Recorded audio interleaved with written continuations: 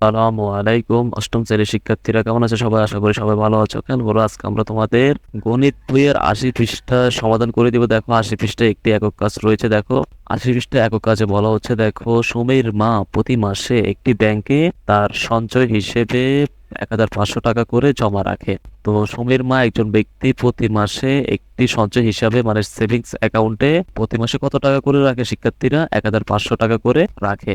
তিনি 4 মাস নিয়মিত জমা দিলেন। তিনি টাকাটা 4 মাস নিয়মিত জমা দিলেন, মানে প্রথম মাসে 1500 টাকা রাখছে, দ্বিতীয় মাসে 1500 টাকা রাখছে, এভাবে করে 4 মাস টাকা তিনি জমা রাখছে। কিন্তু বিশেষ প্রয়োজনে তিনি পঞ্চম মাস শেষ হওয়ার আগে সকল টাকা তুলে নিলেন। সরল মুনাফার হার 10% বলে তিনি ব্যাংক থেকে মোট কত টাকা পেলেন? তো শিক্ষার্থীরা, তুমির মা প্রতি মাসে 1500 টাকা করে রাখছে। তিনি টাকাটা 4 মাস রাখছে, মানে 1500 টাকা তিনি কতবার রাখছে? 4বার রাখছে। এই যে 4বার টাকাটা যে রাখলো, এই টাকা থেকে তিনি কত টাকা মুনাফা পেলেন তা আমাদেরকে হিসাব করে বের করতে হবে। তো চলো, এটা হিসাব কিভাবে করতে হবে আমি তোমাদেরকে দেখিয়ে দিচ্ছি। দেখো, তো শিক্ষার্থীরা দেখো, তোমরা এই অঙ্কের সমাধানটা কিভাবে করবা। এই অঙ্কের সমাধান করতে হলে তোমাদেরকে খাতায় এরকম একটি ছক রেডি করতে হবে। ছকে তোমরা কি লিখবে? দেখো জমার পরিমাণ। জমার পরিমাণ দেখো শিক্ষার্থীরা, সুমের মা প্রতি মাসে ব্যাংকে 1500 টাকা করে জমা রাখছে, তাই আমরা লিখছি প্রতিটা মাসে। যেহেতু শিক্ষার্থীরা 4 মাস টাকা জমা রাখছে, তাই আমরা 4বার টাকা লিখছি 1500 টাকা করে। ঠিক আছে, 1500 টাকা করে লিখলাম। তারপরে মুনাফার হার দেখো, মুনাফার হার আমরা লিখেছি 10%। এই যে মুনাফার হার দেওয়া রয়েছে 10%, তাই আমরা লিখে দিয়েছি 10%। ঠিক আছে, তারপরে দেখো শিক্ষার্থীরা সময় তোমরা কি লিখবা? যেহেতু শিক্ষার্থীরা টাকাটা 4 মাস জমা ছিল, তাই 4 মাসের হিসাব হবে। প্রথম মাসে যে টাকাটা জমা ছিল তা ছিল 4 মাস জমা ছিল।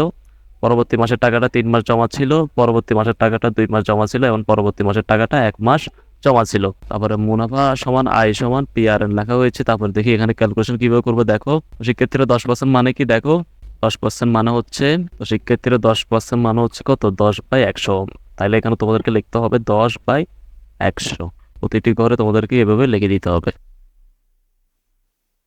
তারপর শিক্ষার্থীরা 4 মাস, 4 মাস এটাকে বাংলা কি হবে? দেখো যে সংখ্যাটা দেওয়া থাকবে শিক্ষার্থীরা, সেই সংখ্যাটি উপরে হবে।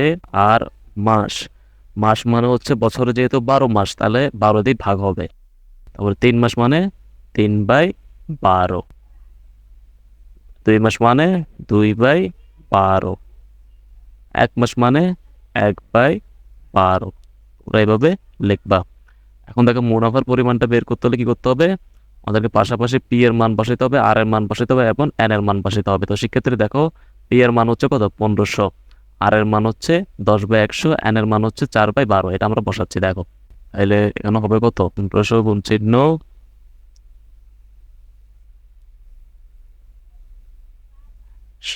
চিহ্ন 4/12।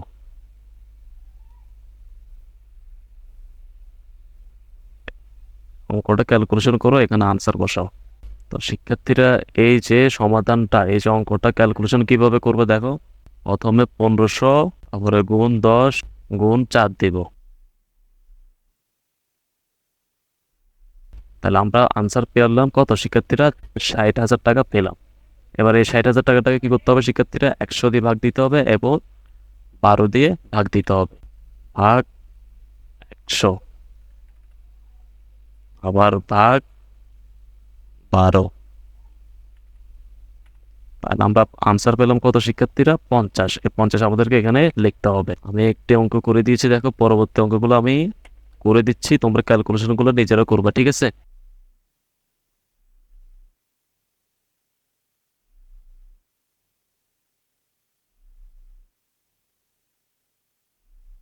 শিক্ষার্থীরা আমরা প্রতি মাসে মুনাফার পরিমাণ বের করে ফেলেছি। এখন আমরা এই মুনাফার পরিমাণগুলো যোগ করলে মোট মুনাফা পেয়ে যাব। দেখো, তো মোট মুনাফা বের করার জন্য আমাদেরকে কি করতে হবে শিক্ষার্থীরা? দেখো এই যে আমরা 50 টাকা পেয়েছি প্রথম মাসে, তারপরে দ্বিতীয় মাসে 37.5 টাকা পেয়েছি, তৃতীয় মাসে 25 টাকা পেয়েছি এবং চতুর্থ মাসে 12.5 টাকা পেয়েছি।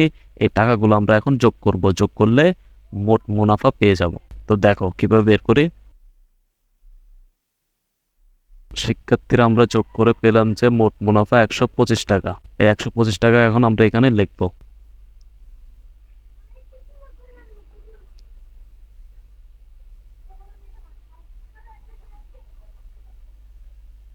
তো শিক্ষার্থীরা আমরা মুনাফা পেয়েছি কত? 125 টাকা। এটা হচ্ছে কি আনসার। ঠিক আছে, তোমরা এভাবে লিখবা।